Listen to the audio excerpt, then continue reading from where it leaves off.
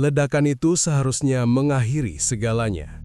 Dalam sepersekian detik, tanah terbelah, udara terlempar, dan tubuh manusia biasanya tak menyisakan apapun selain potongan ingatan. Namun kisah ini justru dimulai setelah suara ledakan itu reda.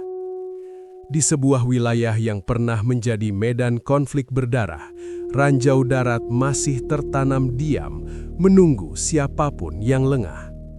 Sudah puluhan tahun berlalu sejak perang usai, tetapi senjata itu tidak pernah benar-benar tidur. Ia hanya menunggu satu langkah yang salah. Hari itu, seorang pria melangkah seperti biasa. Tidak ada firasat, tidak ada tanda, tidak ada suara peringatan. Satu injakan, satu klik halus yang tak sempat disadari otaknya. Boom! Ledakan menghantam dari bawah telapak kakinya. Tanah berterbangan, asap dan debu menutup pandangan, burung-burung terbang panik, dan semua orang yang menyaksikan dari kejauhan yakin pada satu hal, tak ada yang bisa selamat dari itu. Namun beberapa detik kemudian, sesuatu yang mustahil terjadi. Di tengah asap, ada gerakan. Bukan hantu, bukan halusinasi. Pria itu masih hidup. Bagaimana mungkin seseorang menginjak ranjau aktif, alat pembunuh yang dirancang untuk mencabik tubuh manusia, namun tetap bernapas? Apa yang sebenarnya terjadi di detik-detik setelah ledakan itu? Dan mengapa kisah ini disimpan, direkam, lalu diceritakan kembali sebagai salah satu kejadian paling mengerikan namun nyata dalam sejarah ranjau darat? Inilah kisah dokumenter tentang satu langkah yang seharusnya menjadi langkah terakhir. Menginjak ranjau, tapi tidak mati.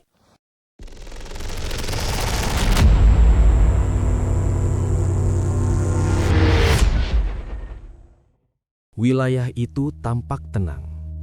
Rumput liar tumbuh menutupi tanah. Pohon-pohon berdiri diam seolah tidak pernah menjadi saksi perang. Namun di bawah permukaan, bahaya masih bersembunyi. Ranjau darat peninggalan konflik puluhan tahun sebelumnya. Menurut catatan militer dan laporan kemanusiaan, ribuan ranjau ditanam secara acak tanpa peta yang jelas. Banyak di antaranya gagal diledakkan saat perang berlangsung. Tapi gagal bukan berarti aman. Ranjau-ranjau itu tetap aktif, sensitif terhadap tekanan sekecil apapun. Pria dalam kisah ini bukan tentara, bukan penjinak bom. Ia warga sipil yang sudah bertahun-tahun hidup berdampingan dengan tanah itu. Setiap hari, ia melewati jalur yang sama. Jalur yang ia yakini aman karena tak pernah terjadi apa-apa sebelumnya. Hari itu tidak berbeda. Matahari berada tepat di atas kepala. Langkahnya pelan, rutinitas, hingga kakinya menekan sesuatu yang terasa lebih keras dari tanah biasa. Klik. Bukan suara keras, hanya sensasi mekanis yang terlalu terlambat disadari. Dalam sepersekian detik berikutnya, tubuhnya terangkat oleh kekuatan yang tidak terlihat. Ledakan itu bukan hanya suara, ia adalah gelombang panas, tekanan, dan kehancuran yang dirancang untuk membunuh. Dan seharusnya, kisah ini berhenti di sini. Beberapa detik setelah ledakan, tidak ada suara teriakan. Hanya dengungan di udara dan debu yang perlahan jatuh kembali ke tanah. Bagi siapapun yang pernah menyaksikan ledakan ranjau, keheningan seperti ini biasanya berarti satu hal, tidak ada yang tersisa untuk diselamatkan. Namun, saksi mata yang berada sekitar 50 meter dari lokasi melihat sesuatu yang janggal. Di tengah asap yang belum sepenuhnya menghilang, sebuah siluet bergerak. Awalnya mereka mengira itu hanyalah efek debu dan cahaya.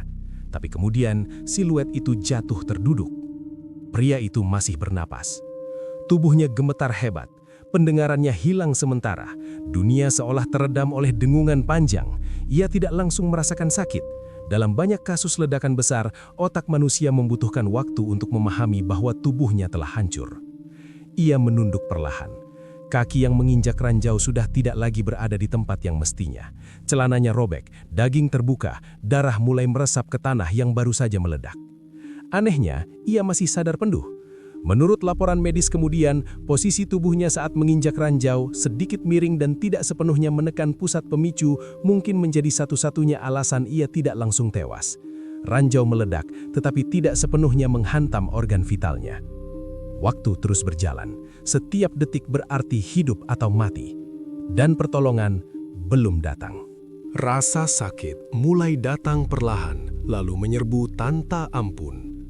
Tubuh pria itu masih hidup, tetapi ladang di sekelilingnya adalah jebakan mematikan. Ia tahu satu hal dengan pasti, bergerak sembarangan berarti mati. Ledakan pertama bisa jadi bukan satu-satunya. Banyak ranjau dipasang berdekatan, dirancang untuk membunuh siapapun yang mencoba menolong atau melarikan diri. Setiap geseran tanah, setiap perubahan tekanan, berpotensi memicu ledakan berikutnya. Ia berusaha mengatur nafas. Darah terus mengalir dari kakinya, membasahi tanah.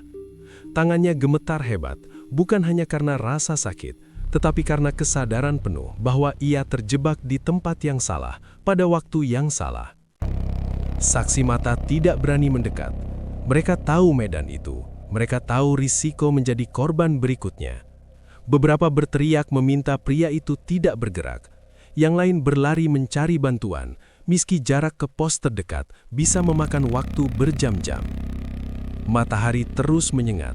Tubuhnya mulai kehilangan hampa dan darah. Dehidrasi dan syok mengintai.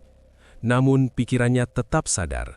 Ia bahkan sempat berpikir, ironisnya, tentang betapa sunyinya tempat itu sekarang. Menurut prosedur penyelamatan korban ranjau, langkah paling berbahaya justru adalah evakuasi.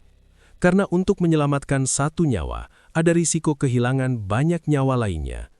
Dan di titik ini, waktu bukan lagi sekedar menit. Ia berubah menjadi musuh. Suara kendaraan akhirnya terdengar dari kejauhan. Bukan ambulans biasa. Yang datang adalah tim penjinak ranjau dan petugas medis lapangan.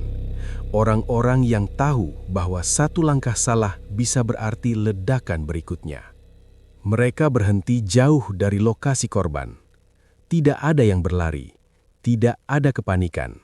Semua gerakan dihitung dengan presisi. Tanah di sekitar pria itu dipetakan secara visual. Tanda-tanda lama bekas penanaman ranjau diperhatikan dengan seksama. Pria itu masih sadar, meski wajahnya pucat dan bibirnya mulai membiru. Ia diminta untuk tetap berbicara, bukan untuk menenangkan, tapi untuk memastikan kesadarannya belum hilang. Setiap jawaban pendeknya terdengar berat, seolah paru-parunya bekerja melawan rasa sakit dan ketakutan. Masalahnya satu, untuk mengeluarkannya, seseorang harus mendekat. Dan tidak ada jaminan ranjau kedua tidak akan aktif. Tim harus memilih. Menunggu terlalu lama berarti pria itu akan kehabisan darah, tapi bergerak terlalu cepat bisa mengorbankan lebih dari satu nyawa. Inilah dilema klasik dalam penyelamatan korban ranjau. Menyelamatkan satu orang bisa berarti mempertaruhkan semuanya. Akhirnya, keputusan diambil. Satu petugas maju perlahan, mengikuti jalur yang ditandai dengan tongkat logam tipis, menusuk tanah sentimeter demi sentimeter. Setiap langkahnya bisa jadi yang terakhir. Petugas itu bergerak nyaris tanpa suara. Setiap tusukan tongkat logam ke tanah dilakukan perlahan, merasakan perlawanan yang bisa berarti batu atau pemicu ranjau lain. Keringat mengalir di balik pelindung wajahnya, meski angin siang berhembus pelan. Pria yang terluka mulai kehilangan fokus. Kata-katanya melambat, matanya beberapa kali terpejam terlalu lama. Tim medis di kejauhan menyadari tanda-tanda syok berat, tekanan darah menurun, kesadaran mulai goyah. Waktu hampir habis. Setelah jalur sempit dinyatakan relatif aman, petugas akhirnya mencapai korban. Tanpa menarik tubuhnya secara kasar, mereka menstabilkan posisinya terlebih dahulu. Torniket dipasang dengan hati-hati untuk menghentikan aliran darah yang semakin deras. Namun satu masalah besar masih ada. Kaki yang hancur berada tepat di area ledakan.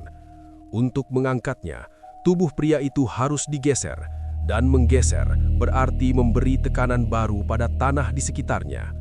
Seluruh tim terdiam. Tidak ada aba-aba keras, hanya isyarat tangan. Pada hitungan ketiga, tubuh pria itu diangkat perlahan. Tanah tidak meledak, tidak ada suara, tidak ada kilatan api. Ia berhasil dipindahkan beberapa meter dari titik ledakan, cukup jauh untuk akhirnya ditangani dengan aman.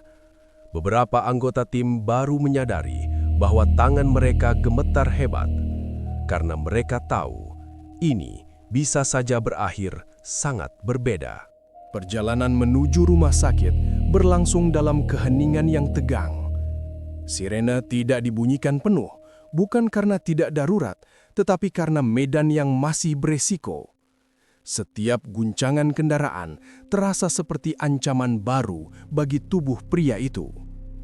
Di dalam kendaraan medis, petugas bekerja cepat namun terkontrol. Infus dipasang, tekanan darah dipantau. Setiap tetes darah yang hilang dicatat sebagai waktu yang semakin menipis. Bau logam darah bercampur dengan aroma obat antiseptik memenuhi ruang sempit itu. Pria itu beberapa kali kehilangan kesadaran.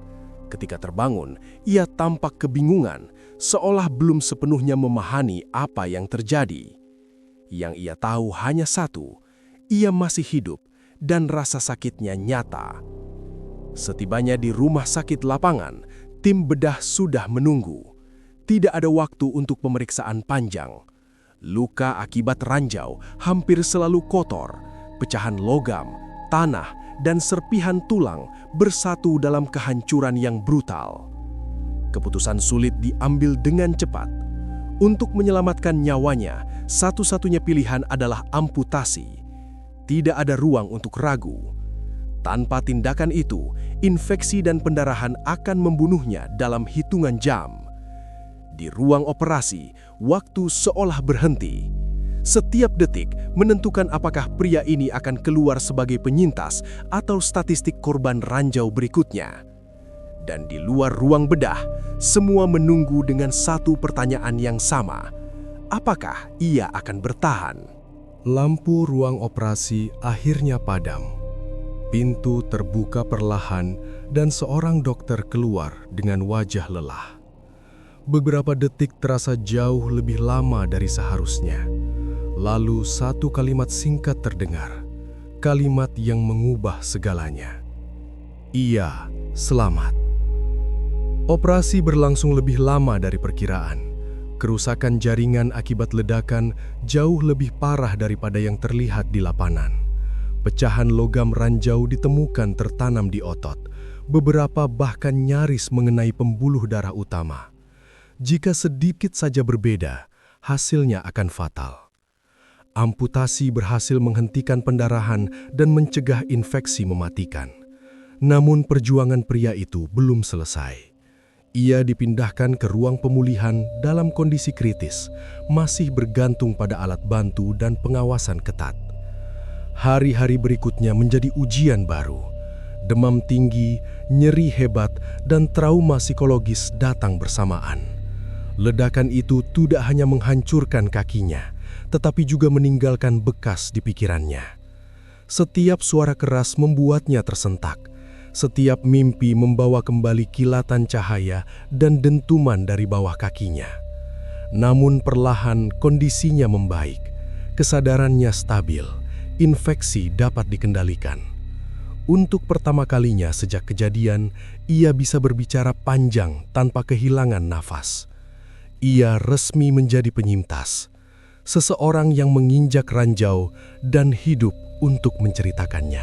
Selamat dari ranjau bukan berarti kembali hidup seperti semula. Ketika pria itu akhirnya keluar dari rumah sakit, dunia yang ia kenal terasa asing. Satu kakinya hilang, keseimbangannya berubah. Setiap langkah kini membutuhkan perhitungan. Rehabilitasi menjadi rutinitas baru. Belajar duduk, berdiri, hingga berjalan dengan alat bantu. Rasa sakit fisik mungkin bisa diobati, tetapi trauma psikologis jauh lebih sulit dihilangkan. Ledakan itu terus hidup di dalam kepalanya. Menurut psikolog yang menanganinya, korban ranjau sering mengalami gangguan stres pasca trauma. Mereka tidak hanya kehilangan anggota tubuh, tetapi juga rasa aman terhadap tanah yang mereka pijak. Bagi pria ini, tanah tidak lagi sekadar tempat berpijak, ia adalah ancaman tersembunyi. Namun perlahan ia mulai berbicara kepada keluarganya, kepada relawan, bahkan kepada tim dokumentasi yang merekam kesaksiannya. Ia sadar bahwa ceritanya bukan hanya tentang penderitaan, tetapi juga peringatan. Setiap bekas luka di tubuhnya menjadi bukti bahwa perang tidak pernah benar-benar berakhir bagi warga sipil. Senjata yang ditanam puluhan tahun lalu masih menagih korban hari ini. Dan ia adalah salah satu dari sedikit orang yang bisa mengatakan bahwa ia selamat. Kesaksian pria itu hanyalah satu dari ribuan. Menurut laporan Organisasi Kemanusiaan Internasional, ranjau darat masih tersebar di puluhan negara, bahkan di wilayah yang secara resmi telah lama dinyatakan damai. Setiap tahun, korban baru terus berjatuhan. Sebagian besar adalah warga sipil. Yang paling mengerikan, banyak korban adalah anak-anak. Mereka menginjak ranjau saat bermain, menggembala, atau sekedar berjalan pulang. Ranjau tidak memilih target. Ia tidak mengenal akhir perang. Ia hanya bereaksi terhadap tekanan. Pria penyintas ini kemudian diminta memberikan kesaksian dalam sebuah kampanye kesadaran bahaya ranjau. Ia berdiri dengan kaki prostetik, menunjukkan bahwa ledakan itu tidak hanya menghancurkan tubuh, tetapi juga masa depan. Ia berkata sederhana, "Perang sudah lama selesai, tapi ranjau belum." Kesaksiannya direkam sebagai arsip, bukan untuk menakut-nakuti, tetapi untuk mengingatkan dunia bahwa sisa-sisa konflik masih aktif, masih mematikan, dan masih menunggu korban berikutnya. Dan selama ranjau masih tertanam di tanah, kisah seperti ini tidak akan menjadi yang terakhir. Kini, pria itu tidak lagi berjalan di jalur yang sama. Bukan karena takut, tetapi karena ia tahu beberapa jejak tidak seharusnya dilalui siapapun lagi. Ladang tempat ia menginjak ranjau telah ditandai sebagai zona berbahaya, namun terlambat baginya. Ia hidup dengan satu kaki, tetapi juga dengan satu kesadaran baru. Hidupnya tersisa karena kombinasi kebetulan, posisi tubuh, dan keputusan cepat orang-orang yang menyelamatkannya. Bukan karena ranjau itu gagal, melainkan karena ia beruntung. Dalam rekaman dokumenter terakhir, kamera menyorot tanah kosong. Tidak ada tanda, tidak ada peringatan, hanya tanah biasa, seperti ribuan tempat lain yang tampak aman, namun menyimpan kematian di bawahnya. Narator menutup dengan satu kalimat dingin. Ranjau tidak membunuh karena dibenci. Ia membunuh karena dilupakan. Pria itu menatap kamera, lalu menunduk. Ia tidak meminta dikasihani. Ia hanya ingin ceritanya didengar, agar tidak ada lagi langkah yang berakhir dengan ledakan. Karena bagi banyak orang, satu langkah salah adalah langkah terakhir. Kisah nyata ini mengajarkan bahwa dampak perang tidak berhenti saat senjata diam. Ranjau darat adalah ancaman senyap yang terus memakan korban, bahkan puluhan tahun setelah konflik berakhir. Kesadaran, edukasi, dan pembersihan sisa perang adalah satu-satunya cara mencegah tragedi serupa terulang. Tidak semua orang seberuntung pria ini. Banyak yang tidak pernah pulang.